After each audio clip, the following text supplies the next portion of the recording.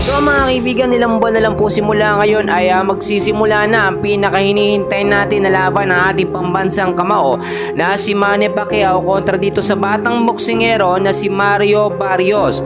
Marami nagsasabi na kakayanin pa nga daw ba ni Manny Pacquiao na labanan o talunin etong batang boksingero na si Mario Barrios sa edad niya na 46 years old.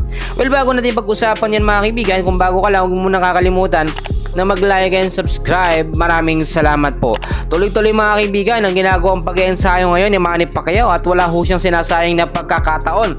Dahil ilang buwan na lang simula ngayon, to be exact, July 19, 2025, ang magiging laban nila sa Las Vegas, United States mga kaibigan, at welterweight division, no, 147 pounds ang kanilang paglalabanan. So ano to mga kaibigan, WBC World Welterweight Championship ito mga kaibigan. So hindi basta-basta itong laban, bigatin talaga. Syempre, Manny Pacquiao natin yan. Alam nyo ba na ilang mga sports analyst at mga kilalang boksingero ang nagtanong kay Manny Pacquiao? At isa na nga po dyan sa walang hesitation na nagtanong ay etong si Oscar De La Hoya. Tinanong ho niya si Manny Pacquiao kung kaya ba nga daw ba niyang talunin si Mario Barrios kahit 46 years old na siya, no? Or paritiro na.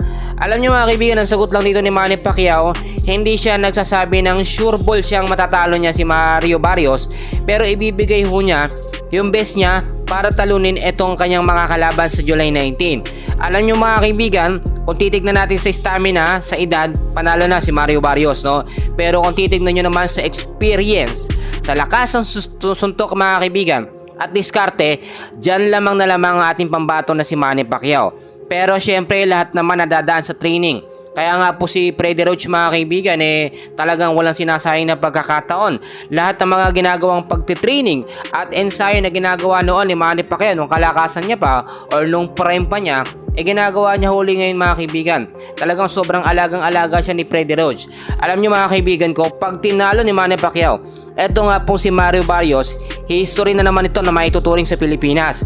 Dahil nga po maraming nagsasabi nakakahiya daw kapag natalo si Manny Pacquiao dito sa batang boksingero na si Mario Barrios. Pero mas nakakahiya naman at suntok sa ibang mga boksingero dyan na medyo bata pa, nagretiro na, kapag tinalo ni Manny Pacquiao, ito nga po si Mario Barrios, sa loob lamang ng irang rounds, no? Alam nyo mga kaibigan, yung laban nila hanggang round 12. Pero mag-e-expect tayo kapag si Manny Pacquiao ay lumabas ang tunay na galing, baka hanggang round 5 lang yan. Alam nyo si Manny mga kaibigan, may mga spot o mga tira siya, mga tirada siya na hindi talaga nakikita ng kalaban. Eto si Mario Barrios, kampante siya ngayon dahil nga po sasamantalahin niya yung pagkakataon na medyo may edad na, no, si Manny Pacquiao. Pero wag siyang magkakamali dahil kahit 46 na si Manny Pacquiao, parang shotgun pa rin ang mga suntok niyan. Yan muna ang update natin sa ngayon. Please huwag niyong kakalimutan na mag-like and subscribe mga idol. Maraming salamat po.